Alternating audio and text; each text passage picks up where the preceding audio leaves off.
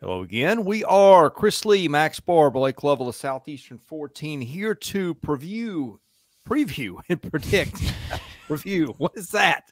I don't know what it is. I don't know what to make of this game either. This is game number 7 that we're recording in a span of 2 hours. So just for the record, whatever we say here, we're on a roll right now. Yeah. Well, anyway, Auburn and Charleston play a basketball game. One's a 4 seed, one's a 13 seed. Boy, this is interesting. We're going to tell you why. All right. A reminder, our content is brought to you by BetOnline. I almost couldn't find the read. The tournament is here. This is when you know it's time to end it. BetOnline is your bracket headquarters for this season. The best bracket contest out there. Odds, lines, and info on every game, every round right up until the national championship. You can access most of the up-to-the-minute wagering information anytime from your desktop or mobile devices. Even track your bracket in real time all the way through the tournament. Head to BetOnline today. Get in on all the action. Remember to use promo code BELIEVE for your 50% welcome bonus on your first deposit. BetOnline, the game starts here. Gentlemen, you like three-pointers, you like offense, you're going to like this game. Boy, these teams like to play fast. They like to shoot threes. They like to shoot them from a lot of places. If you like the go into the tournament on a roll as a double-digit seed pick opportunity, you're probably loving Charleston, which has lost exactly once since February the 20th. It has not lost since February the 1st. 12-game winning streak. That is the nation's second active longest winning streak heading into the tournament, according to Ken Baum. I don't know about you guys, but when I saw this matchup, I was pretty excited because I cannot wait to see these teams play and see if they maybe break the scoreboard with all the points that are going to go up in this one. Normally I go first, but the first thing I want to say is about the total. And Blake, didn't you retweet that? Something about the highest total ever or something like that? 173.5, I think. And again, I retweeted this 20-something hours ago. It got up to 173.5, and it would be the highest NCAA tournament total since 1995. And by the way, still like 85+% of the money's coming in on the over. Like, so that I don't think it's enough personally. I don't think that number's high enough. I mean, I think you could go 8 points higher and I'd still be okay probably. But yeah, I mean, this is the kind of setup you have here for these two teams. So, yeah. So if that's any indication on what you're gonna see, you're gonna want to tune into this one because it's gonna be entertaining. It can be up and down. Real quick, running through some recent trends. But just here's the biggest one. Charleston is 20-0, 20-0. Have not lost when they've scored 80 points this year. Alabama gives up 80 points almost every game. Over the past month, so the past 7 games, Alabama's 3-4. They've allowed 80 points in every single game. The 3 wins, one of them was against Ole Miss, and the other 2 are overtime wins, Florida and Arkansas, in games where they trailed late in both. So that 3-4, I'm not a huge subscriber to what ifs and everything, but 2 overtime games. Alabama could easily be looking at being 1-6 over the past month, allowing 80+ in every game. We say so often, you want to be improving in February. You want to be ascending into March. Alabama they're on a ski slope, and they just talked and went nosedive over the past month. The defensive efficiency on Bart Torvik over the past 30 days is sub 200. So I'm really nervous about this game. And then another thing that I'm looking at is defensive rebounding. Alabama, sneaky good offensive rebounding team. I think they're 25th nationally in offensive rebounding. We haven't really talked about them as like a dominant offensive rebounding team this year, but they do a really good job at that. Well, Charleston does a great job at defensive rebounding. They're second in the CAA in defensive rebounding percentage. Those 2 front court starters, 6'10" Berzovic and 6'9" Policelli, they both are ranked nationally in defensive rebounding percentage. So you're getting a few different angles here from Charleston that are making me pretty worried in this game. I think the spread's 9.5. You can see why it's a single-digit spread here. Charleston does a lot that can make this game close. Okay, so let me just set the stage here because I also have some thoughts on this game that may not always look positive for Alabama. But Charleston has played how many NCAA tournament games? I think it was 6 or 7. They've never lost an NCAA tournament game by more than 10 points. So if you're looking at it from a betting perspective, you're like, play the odds here. I mean, they've not lost a tournament game by more than 10 points. And remember, if you want to look at their recent history too, right? Who did they play well against last year? Guys, do we remember that? Does everyone remember that? Who? They went pretty San Diego far. State. They went pretty far. San Diego State. They did okay last year. They lost that game by 6. 2018, Auburn, 62-58. And again, you keep going down the line. Like, they have played well traditionally in the NCAA tournament in terms of keeping it close. And remember, of all that, 5 of those 6 appearances have been 12 seed or lower. So, again, that's just a random stat you throw out there, right?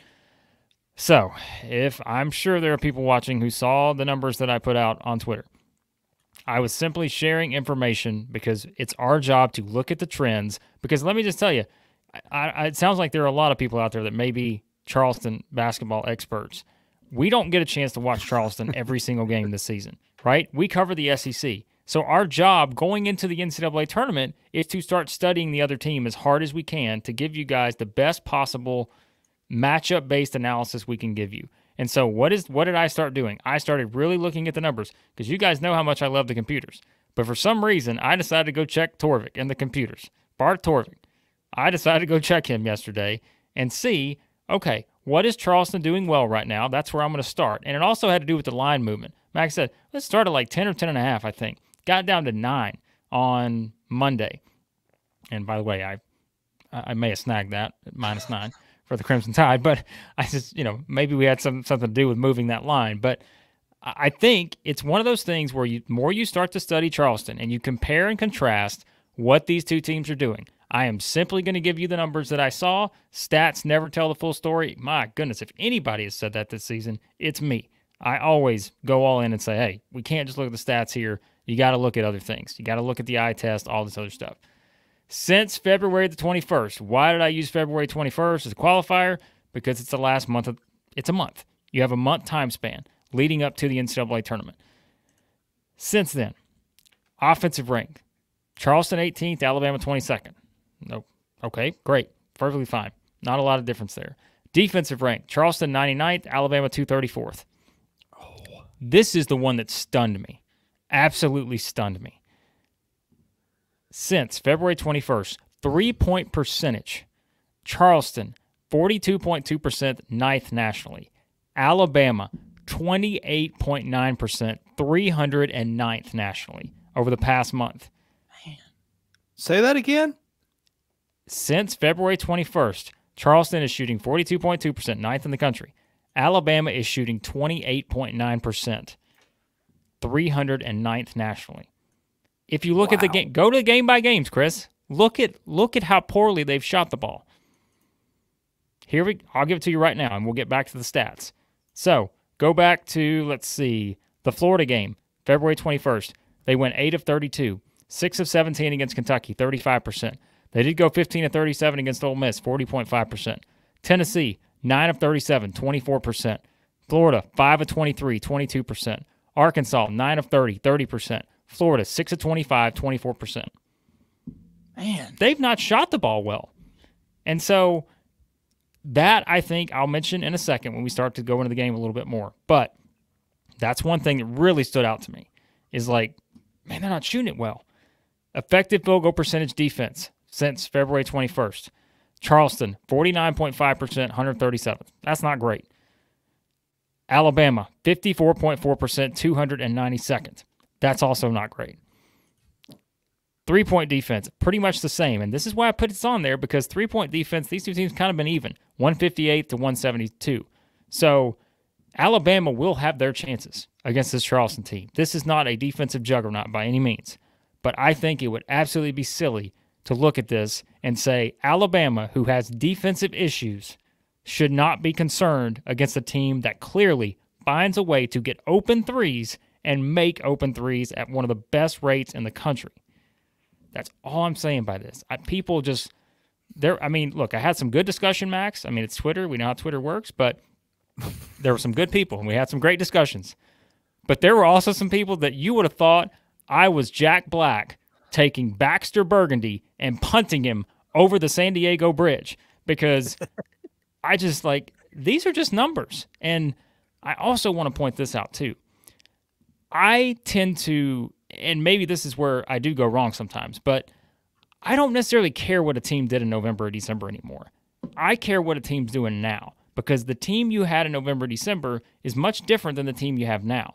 And so that's something else, but I'm going to come back around and just give you all the numbers of why I still think Alabama's got a great chance to win this game, perhaps convincingly, here in a second. But that's your setup. If you want it, we've done this in every video. We give you a reason why the other team has a chance and what stands out with them. That's what stands out to me. There is a clear path for Charleston to make this interesting because of how well they shoot the ball. Blake, I want to come back with maybe a guilty with an explanation with Alabama, and it's maybe this is half-hearted because Alabama shoots threes from a lot of places, but one guy that's not been as big a factor lately because he's just been out is Latrell Wright. Stole my thunder. Yes. So okay. Well, I was going to throw it to you to give that as part of the explanation. This was going to be part of my prediction, but we'll get it out there now. This is finally Alabama's going to have everybody. Mm-hmm. And that has been a problem over the past month. We've mentioned it in all the games we've done, the previews and the individual games. So, yes, once again, this is why the stats don't tell the full story. We can only look at different numbers and take them for what they are. But Alabama has not had everybody. And when Alabama has had everybody this season, they're really dang good. And I think that's where, if you see this game getting out of hand, it's because all of a sudden, this looks like the Alabama team that was starting to steamroll its way through the SEC. They're all there now. So they could absolutely do that here. And I think I was going to get to, Chris, I think that may be the biggest part of this is, once again, which is why you put stats out there. There are many stats that you can turn different ways. It doesn't always tell the full story, and that's one of the things that you can't tell the story on just when you look at it from the stats perspective. Are you guys ready to get to the final analysis and picks part of the thing? Because I feel we got a lot. I want to talk for another 20 minutes. Okay, well, you can talk for 20 minutes when you make your pick. All right, I'm going to give you some things about Charleston that I really like. I see guys that I see two things. I see guys who play roles. Let me just give you an example. C.J. Fulton, their point guard, has played 816 minutes. He's only shot the ball 123 times all season, but he's got 143 assists to 34 turnovers. That is Zion Pullen-like efficiency from your point guard. Doesn't score. They don't need him to score. They got James Scott. This is not a defensive juggernaut, but James Scott has blocked 45 shots in 542 minutes. Doesn't score a lot, but when he does shoot it, it goes in. This guy's shooting 80% from the field. That speaks to discipline. That speaks to guys knowing their roles. Also, balance. Boy, this team has got it. Per 70 possessions, they have got 1, 2, 3, 4, 5, 6, 7 guys scoring between 15 and 22 points per 70 possessions. They have got 1, 2, 3, 4, 5, 6, 7, 8, 9 guys who've hit at least 16 three-pointers this year. They got guys who can shoot. They know their role. They are efficient. Are they a great defensive team? No. And let this be said also, okay? Those wins have not come against the greatest of teams. But every March, somebody pulls an upset. Nate Oates has been warning everybody for months. And I think what Blake said is valid. If Alabama wins this game, and maybe even if Alabama wins a couple, would I be shocked? But you got to pick your spots for an upset. You got to pick your spots for an upset. They happen every year. I like Charleston's spot. Nate Oates has just never been able to get his team's attention with defense. You gave the numbers to back it up. I like Charleston to win this game. Wow. I'll get to be the heel here. Wow. Okay. I was not expecting that. Was not either. Okay. Yeah, I mean, if this is one of the more intriguing upset options that you have, especially because just how frequently teams that have a sub 100 adjusted defense go down early. I mean, you can just go down the list, and I mean, I'm not going to, but there's a lot of high seeded teams that get bounced early that have a sub 100 defense. But they have, and they as Charleston have played a team kind of like Alabama in the non-conference. They played FAU, another team that kind of likes to play the four guards, get up and down, shoot a ton of threes. And Charleston had a 10-point lead with 2 minutes left in the first half, but then FAU just kind of outscored them, ran them out. It ended up being a 90-74 win for FAU when they didn't have their point guard, Nick Boyd. I feel like we could see kind of a repeat of that. A lot of people are saying that this is like Charleston is mini-me to Alabama. And so I could definitely see Alabama coming out and just doing what Charleston does, but to a higher level. I have Charleston plus 9.5 as a ticket. I love that stat of they've never played a game. They've never lost a game in the tournament outside of double digits. And also that they're 20-0 when scoring 80 plus. I think there's ways that they can keep this close. But also got to remember, this is an Alabama team that when they were healthy, hung with Purdue, hung with Creighton, hung with Arizona for a while. So I'm gonna take Alabama straight up, but I am very nervous. Can't wait to watch it. I think it's gonna be a great game. I think Charleston is really, really good. All right, so everything I said earlier, like, again, those are numbers. You can read into them whatever you want to. There are plenty of other numbers you can read into. You can say Charleston didn't play in the SEC. Yes, they did not. They didn't play as tough a schedule as Alabama. We all know that. That doesn't stop upsets from happening in the NCAA tournament each year. And so if you're trying to look for a team that has a profile that could do it, I mean, sure, Charleston was the team people were circling before they even got the bracket. They said this could be a team that's going to pull an upset based on how they play.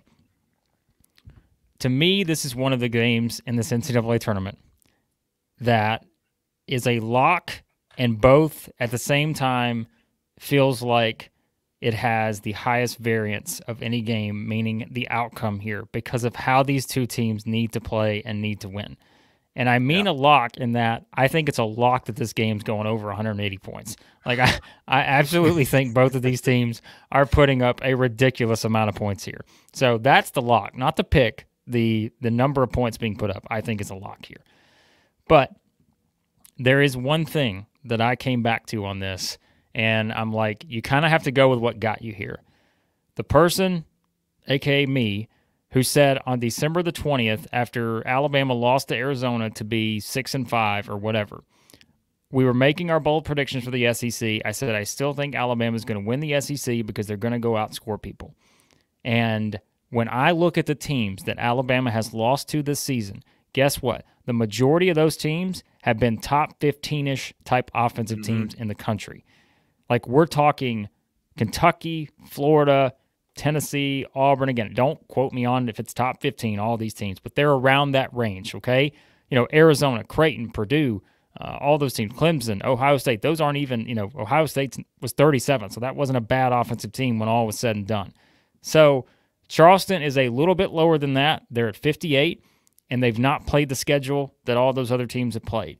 And I think they only played, quad one games. I don't think they played very many, if at all. What is it, one or two maybe? So all of that to say, I'm going to stick with the theme I stuck with Alabama all season, despite pointing out some obvious potential issues in this game. I still think that at full strength, Alabama can just outscore people. And I think that is a situation here where I feel like that's the setup for this game. is, could this be the most entertaining first-round game of the tournament? Sure, it could, but the reason why is because one half of that is going to be Alabama. And I just think law of averages, I said this to someone yesterday, tells you that they're not going to be a team that shoots 28.9% forever over such a stretch like this. And so I feel like that has to come back a little bit more in the direction of what they have been. And because I don't think they're playing the greatest defensive team out there in Charleston, they will get open looks. Both teams will get open looks. But I said this before, if both teams play their best, Alabama's still winning this game, maybe by double digits. But there are so many possibilities of how this game could go if one team's not shooting it well. Ooh, you can never completely put the tide away. And I think I'm going to pick Alabama for that reason. I think they find a way in this one. I've got one thing to add, if I can slip it in. So yeah, just get ready for it, Alabama fans. Rain Smith, the shooting guard, okay? He is going to shoot the lights out. Just get ready for it.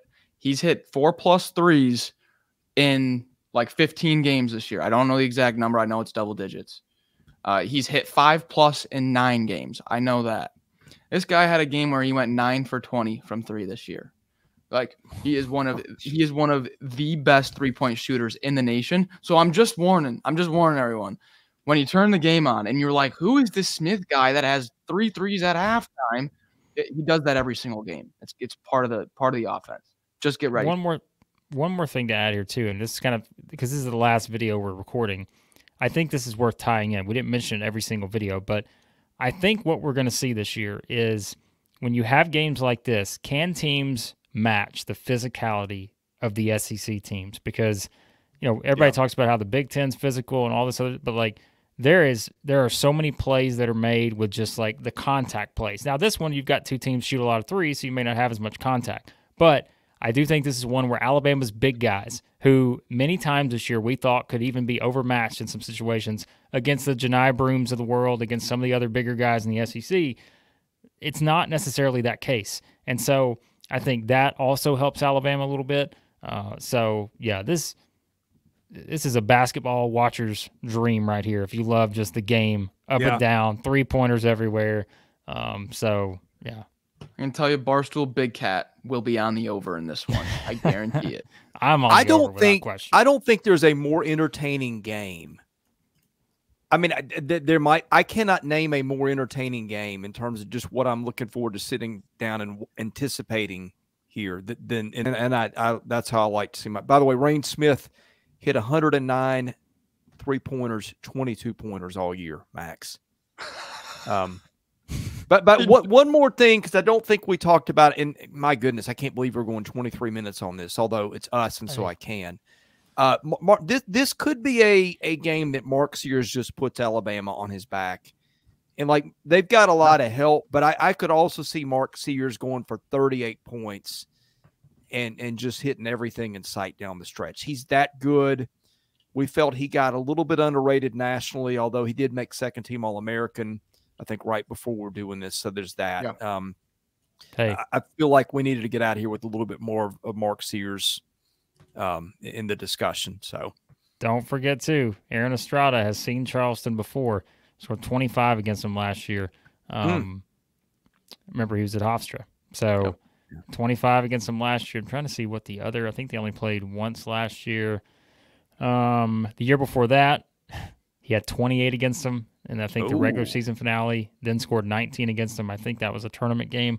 And had 30 against them back on. Oh, wow. Aaron Estrada has played well against Charleston, so keep that in mind, too. If you're looking for some different aspects to add in there, a little Aaron Estrada player prop somewhere, a little overaction. I bet we were the only place in the country that's giving you Aaron Estrada versus Charleston breakdowns. I'm just going to go out on them and say that's I'm all in on it. He has had a lot of good games against Charleston, so this may be an Aaron Estrada game.